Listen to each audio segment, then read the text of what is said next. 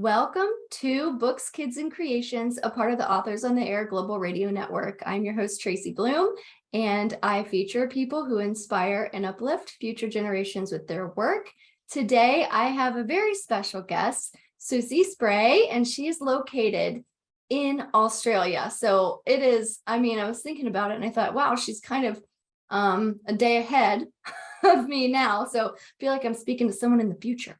So thank you for being here. Cute. Yeah, so you have this wonderful book, and I just want to talk about just how wonderful this book is. So you wrote the Blue Boat, and Yeah. it is such a fun book. How did this book idea come about? Because I love it for many reasons, but I was just thinking, you don't really see too many female ship captains or sailors, and it's just such a special book. So how did you come up with this book? Well, I'd always wanted to write a children's story, but I never had the right topic to actually make it work. And then my husband and I started sailing across the world to Europe in what was meant to be an around the world journey. And we have 2 grandchildren, and one of them is a little girl. And I started looking for sailing stories for little girls that were actually realistic, and discovered there aren't that many out there. Most of them are made about dreams or imagination. And even the ones for little boys are generally around the same. Otherwise, it's just, this is a boat and it's all around motorboats. And I started putting things together, and it just went from there into an idea that, I can make a series about this, and it can be based upon our actual journeys. So that's how it all came about. And it's very educational too, and it taught me about different parts of a boat, and I just thought it kind of has a reminiscent tone of that old song, "There was a bump on a log in the middle of the sea," and it kind of has that feel to it. Is that what you were going for with it? Yes, I wanted to feel like you're on the sea. And I find since writing it, I actually realize I speak in that sort of rhythmic tone as well. So it's something I think that comes naturally to me. But I wanted it to sound like that boat on the sea. Yeah. And how long have you been writing for? Did this book take you a while to create, or did it come quickly? I actually started plotting down ideas for different books starting from 2012. So as we went through each experience, I'd think, I could write a book about that. And I'd jot down ideas. But it didn't go any further than that on paper. There were lots of things continually going around in my mind. But it wasn't until 2020 that I actually started being able to put it to paper properly. So we were down in New Zealand when COVID hit, because we picked up another old boat. And I had nothing with me because all we took were things for the new boat in order to get us back to Australia safely. So I had a little tablet that I'd written all my ideas on, pulled that out, grabbed out some pieces of paper and started playing with the words for this book. And probably over 3 weeks, it came together.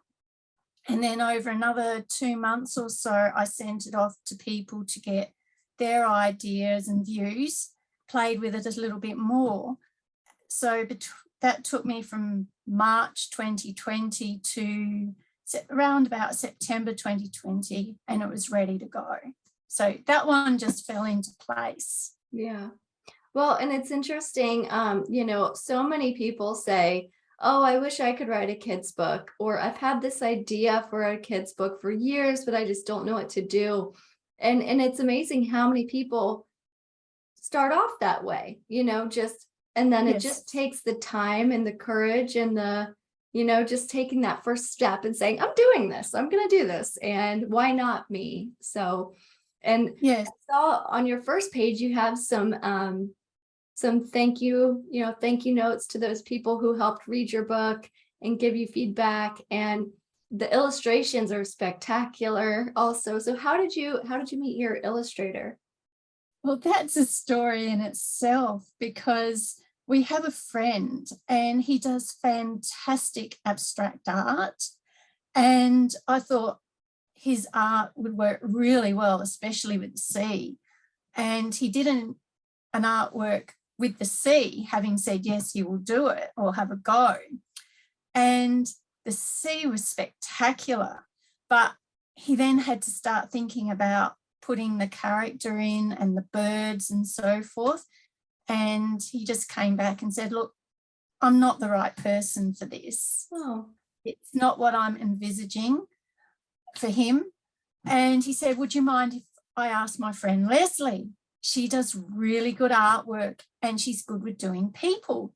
And I said, yep, I'm quite happy to do that. So he introduced us to Leslie, and we all got around a round table and had a chat, and she read through the manuscript and she said, yep, I'm happy to have a go at that. And the rest is history.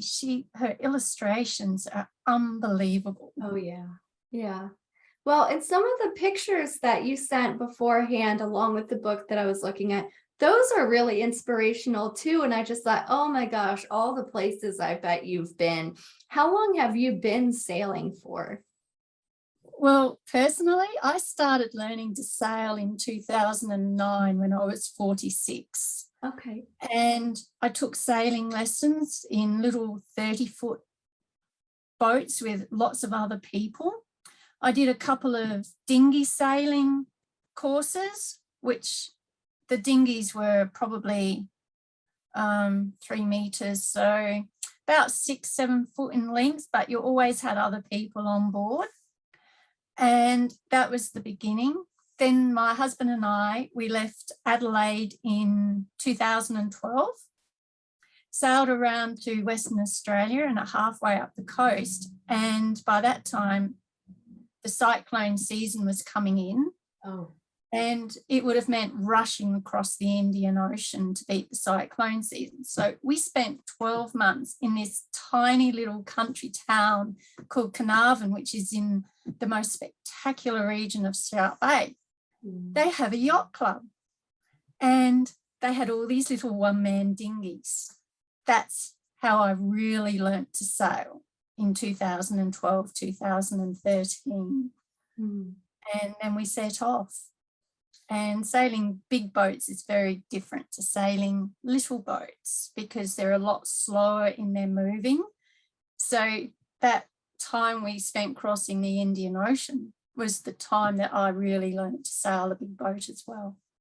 It's and sailing, I mean, it seems like it would be so rewarding, but it also seems very challenging. Like you have to be paying attention a lot and very focused and know what you're doing and take those classes. So did it take Yes. you quite some time to learn, how to handle the bigger boats? It's a matter of understanding that a large boat moves very slowly. So you've got to learn to make very small adjustments and allow that large boat to come around. So in the beginning, I was actually making large changes to the boat, and I was suddenly finding the boat was suddenly going around on me, and we had the sails doing all weird and wonderful things. And once I learned to slow down and wait for it to start making a move, then make another small adjustment and let it move a little bit more, things all settled down. And once you've got it, it becomes quite an easy process. And it's also about watching where the wind is as well, because when you have the sail up, you have to watch the wind direction, because once you go too far, the sails do weird and wonderful things too. Now, are you one of those people who can read the night sky also? No, you actually have to do a course on reading the stars. So I'm still very much in the beginner stage, and with all this modern technology, you sort of use the technology. Yeah. However, my husband can read the stars because he did his ocean going yacht masters certificate. Oh, cool. And that course includes all of those more difficult concepts to do with sailing. So I rely on him for that one because I'm not mathematically minded. I'm all on the language side of the brain. Yeah. Me either. I bet you've seen some wonderful things together and on your journeys. What are some of your favorite memories from all your time at sea or sailing? Okay. Shark Bay in Western Australia would have to be one of the most amazing places. Western Australia is actually the oldest section of Australia and one of the oldest areas in the world. So you see things there that you can't see anywhere else. So right down in the southern end of Shark Bay, you have an area called Hamellin's Pool, and in there they've got stromatolites. They are the oldest living organism in the world. And when you look at them, they just look like rocks, but they're actually a living organism. Ah. So that was one of the things. Shark Bay also has dugong, which are also known as sea cows. Oh, yeah. And so we saw them, just their shadows because they're very slow. We saw whales coming in to mate. So we saw all the breaching as we're actually sailing the boat out. They have dolphins in a little place called Monkey Mere. So we're sitting in the dinghy one morning and a mother dolphin came up with her little baby, and we could have reached out to touch both of them. So that's Shark Bay in Western Australia. We also had the Mascarene Islands right in the middle of the Indian Ocean. So there you've got an island of Rodrigues. It was like going back in time lifestyle wise. Oh, cool. Most people rode bikes or walked everywhere. Internet was hit and miss. People would walk to the market, backpacks on their backs. It was just amazing. Then you went on to Mauritius, and that one's always been something I wanted to see because it's where the dodo comes from. Oh.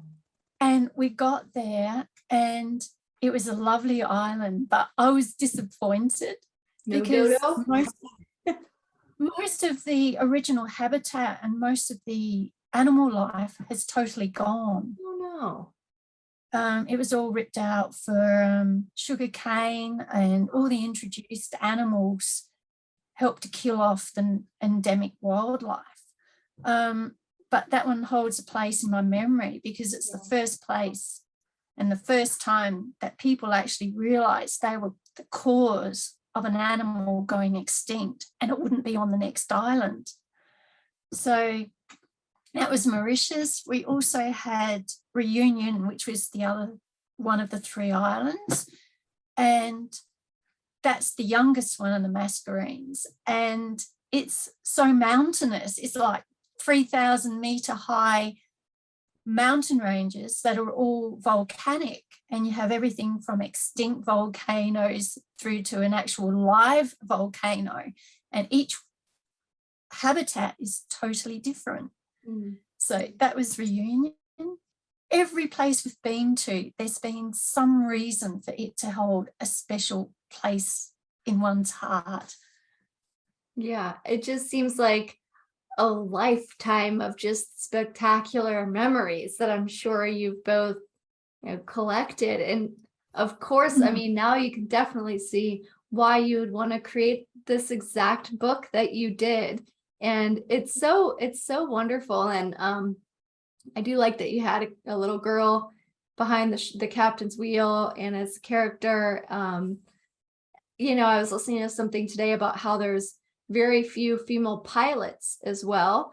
And I Yes. was just thinking, perfect timing. I mean, there's very few, I would imagine, female sea captains or sailors in general. So I hope that with your book, you inspire many. I'm hoping so. There are more out there than what we actually think, and you only find that out when you're out there sailing. But at the same time, we are still very few. And when you actually watch couples sailing the boats, it's generally the male that has the control, and females have very little to do with it. And the sailing world itself is still very male oriented, and some of the stories you read and hear from women that are out there wanting to learn, but the males treat them like they're imbeciles is unbelievable. So the captain in my story is, initially she started out as my husband because he knows everything. And as time went on, it morphed into the me I am learning to be and want to be as a sailor, but I'm using the knowledge I've learned from my husband and his skills as being the captain at the same time, in order to give little girls that knowledge that, yes, you can dream big and be a sea captain if that's what you want to be, or be something else in another male-oriented world. Yes. Do you have any kind of book plans laid out? Like, are you doing any author visits? It's been a really difficult year to get anything in that going. So I did a few library visits at the beginning. We're doing the very first Australian book fair, which is taking place in Sydney in November, on the 26th, 27th of November. We were really lucky to get to do that one. So we're in the process of planning for that. I've put out that I'm taking bookings to do either Zoom interviews or Zoom sessions with librarians and school teachers. And so that's still in the early stages. When we're able to, I'm quite happy to do in-person school visits as well. So that's all in the early stages of coming into being, because I only put that out a month or so ago. Yeah. I've also got information packs. Oh, so there's one for parents with activities as well. There's one for parents, teachers. The one for teachers is aligned to the Australian national standards, but it's also very easy for teachers in other areas or countries to align it to their own standards. I've got one for childcare and kindies and one for librarians, and they're all free and they're available for download when people sign up to the web page. Now, the web page is still an interim page. The work's going on to make it right up to a fully working page, but they can still sign up and get those free, choose a free download. Then I've got a 71-page teacher resource pack. Wow. So the free one is a sample from the 71 page, which is a paid for book pack. And then I've got a pre-writing pack, 74 pages or something in that one, which is also a paid pack. So they're all out there to go with the book itself. And for the parents, there's also an activity book, which is also available on Amazon. So there's quite a bit out there that links in to the storybook itself.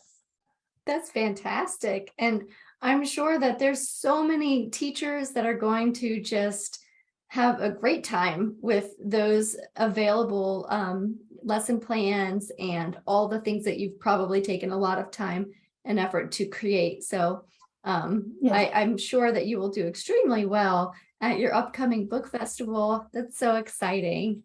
I always ask people before we conclude, what advice do you have for future generations? And this could be future generations who want to do what you do, or just in general. Okay, well, don't be afraid to dream big. Follow your dreams. And if roadblocks come up, don't let those roadblocks stop you from following your dreams. Just because something is hard to do or causes a roadblock to happen now doesn't mean that you're not going to succeed at it down the track. I've always dreamt of wanting to sail and never thought it was going to happen. But then the opportunity arrived and suddenly I'm sailing, and then I've written a book, which I never thought I would actually be able to bring to publication. So don't be afraid to dream big, follow the dreams, and live life to your fullest. It's too short not to. Such good words of advice for little ones and grown-ups too. I mean, Yeah. I feel like even when there's something that you feel like it's just kind of pulling at you to go try it or do it, or take that first step, it's usually poking at you for a reason, so that's such good words. That's it. Yeah. Well, thank you. Susea, it has been so much fun having you here today. I'm so excited that I got to sit down with you, and thank you for sharing your wonderful book. We will post a link to where folks can pick up your book. And again, you will be at the Sydney Book Festival in November with all of your wonderful information and your books. So thank you for being here. I appreciate it. Thank you so much for having me. I have really enjoyed talking with you. Thank you.